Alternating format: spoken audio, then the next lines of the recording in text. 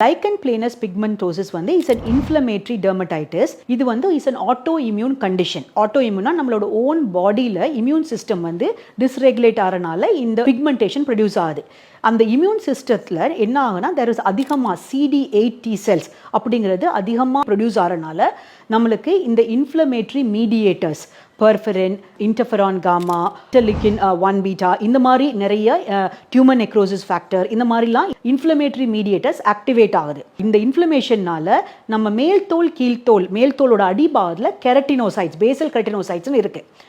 அந்த Basel கெரட்டினோசைட்ஸ் damage ஆகி அந்த மேல்தோலோட அந்த ப்ரொடியூஸ் பண்ணுற மெலனின் டீப் டெர்மிஸுக்கு சீப் ஆகுது. அதனால ஒரு கிரே ஒரு ஹியூ மாதிரி உங்களுக்கு ஒரு பிளாக் பெயிண்ட் அடித்த மாதிரி ஒரு பிக்மெண்டேஷன் டிஸார்டர் ஃபார்ம் ஆகுது.